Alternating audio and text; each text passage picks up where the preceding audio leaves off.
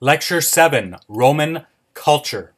As we did with Greek civilization, in this lecture we will continue studying the Roman contribution to Western civilization by looking at various aspects of Roman culture, specifically religion, literature, and architecture.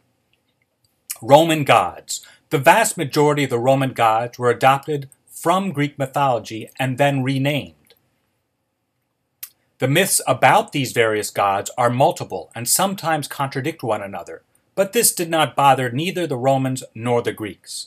As the Roman writer Marcus Terentius Varro explained, what is important about the myths is not that the gods exist, but that the people worship them in order to unite their city. For this reason, unlike Christians, the Romans and Greeks did not have a developed sense of heresy, right civic worship, and not right belief, especially since the myths repeatedly contradicted one another, was important for the Romans and Greeks. For this reason, Socrates was condemned by his fellow Athenians for promoting impiety and not for heresy. The myths the Romans used to unite their cities were not exclusively from the Greeks. Mithra was one important god of non-Greek origins that the Romans worshipped. Worship of Mithra stems from the cult of an Indo-Iranian god which dates back to the 2nd century before the birth of Christ. According to a Mithraic inscription at Rome's Santa Prisca Mithraeum, Mithra, and I quote, saved us after shedding the eternal blood, end of quote. The shed blood refers to a myth in which Mithra slaughters a bull. The world, further explains the myth, comes forth from the blood of this slaughtered bull. The Romans also believed that their sacrificing and creating god Mithra was born on December 25th from a virgin. In addition to this belief, during the 2nd century after the birth of Christ, Romans honored Mithras by sacrificing a bull on March 24th. The blood of the bull was then allowed to run over a person situated beneath the altar.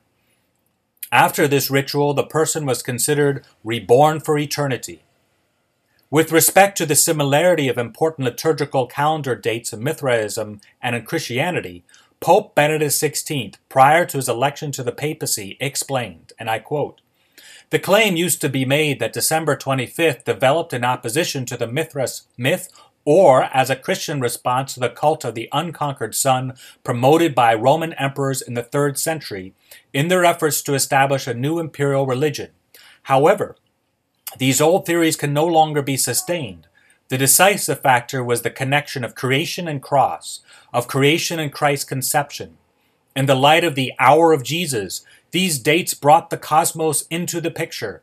The cosmos was now thought of as the pre-annunciation of Christ, the firstborn of creation. It is he of whom creation speaks, and it is by him that its mute message is deciphered. The cosmos finds its true meaning in the firstborn of creation, who has now entered history. From him comes the assurance that the adventure of creation, of a world with its own free existence distinct from God, does not end up in absurdity and tragedy, but, throughout all its calamities and upheavals, remains something positive. God's blessing of the 7th day is truly and definitively confirmed." As Pope Benedict points out, Christians dated Christ's birth on December 25th, not out of competition with Mithraism, but rather in accordance with an ancient tradition that held that the creation of the world, Christ's conception, and Christ's passion occurred on the same day of the year, March 25th. 9 months later, after the typical time a woman is pregnant, Christ was born on December 25th. And I quote from Benedict XVI, "Let us turn albeit briefly to the second focal point of the Church's year, the Christmas season, which develops somewhat later than the cycle that leads to and comes from Easter. It is hard to say how far back the beginnings of the Christmas feast go. It assumed its definitive form in the 3rd century. At about the same time, the Feast of the Epiphany emerged in the East on January 6th, and the Feast of Christmas in the West on December 25th. The two feasts had different emphasis because of the different religious and cultural contexts in which they arose, but essentially their meaning was the same. the celebration of the birth of Christ as the dawning of the new light, the true sun of history. Astonishingly, the starting point for dating the birth of Christ was March 25th. As far as I know, the most ancient reference to it is in the writings of the African ecclesiastical author Tertullian, who evidently assumes as well-known tradition that Christ suffered death on March 25th. In Gaul, right up to the 6th century, this was kept as the immovable date of Easter. In a work on the calculation of the date of Easter, written in AD 243 and also emanating from Africa, we find March 25th interpreted as the day of the world's creation, and in connection with that, we find a very peculiar dating for the birth of Christ. According to the account of creation in Genesis 1, the sun was created on the 4th day, that is, on March 28th. This day should, therefore, be regarded as the day of Christ's birth, as the rising of the true sun of history. This idea was altered during the 3rd century so that the day of Christ's passion and the day of his conception were regarded as identical. On March 25th, the Church honored both the Annunciation by the angel and the Lord's conception by the Holy Spirit in the womb of the Virgin.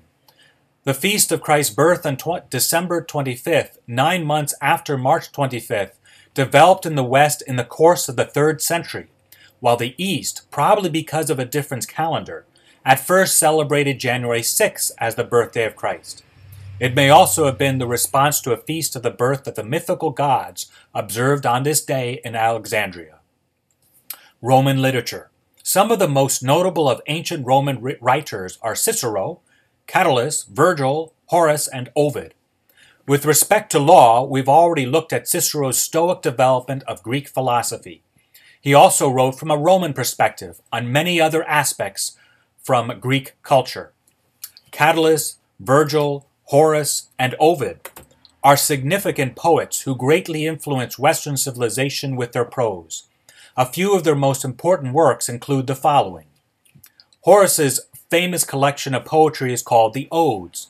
Ovid's Metamorphoses is one of the major sources for Roman mythology.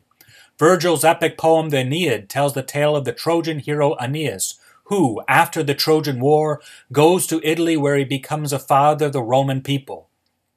Notice that the Romans looked up to the Trojan Aeneas, who only plays a small role in Homer's Iliad.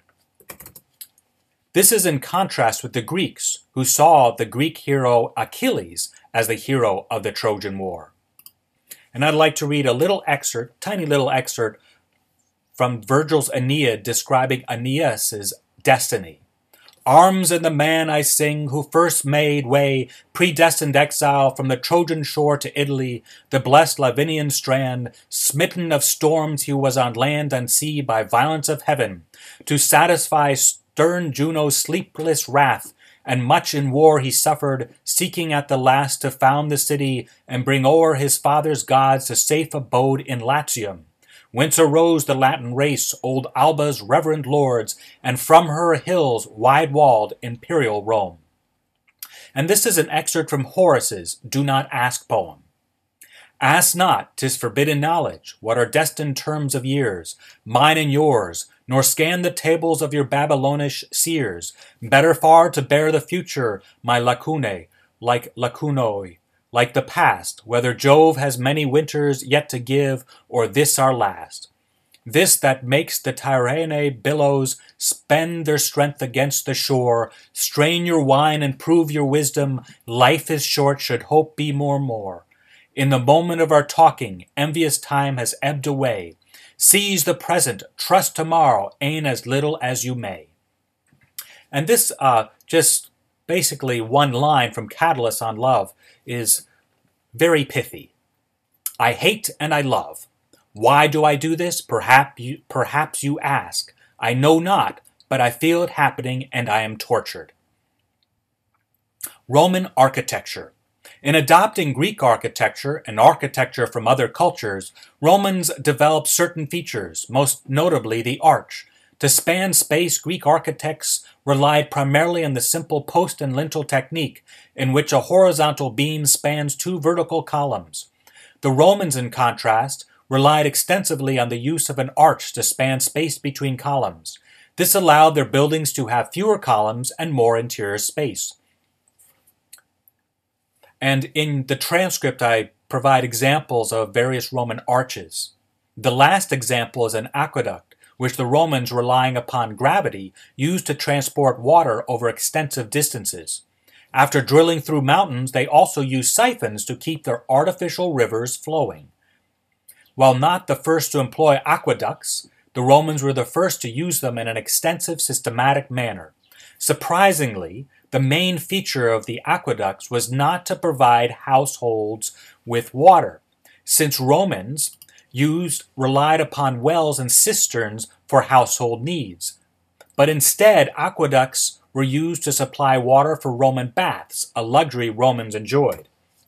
In addition to this primary purpose, the water from these man-made rivers flowed into mills, fountains, toilets, and gardens. The water was also used for shows and for domestic reasons. Another Roman structure that was throughout the empire and which still influences Western architecture is, of course, the Roman basilica. For the Romans, a basilica was not a place of worship, but instead just a large public hall, complete with a central nave, side aisles, and a semicircle called an apse situated at the end of the nave. God bless.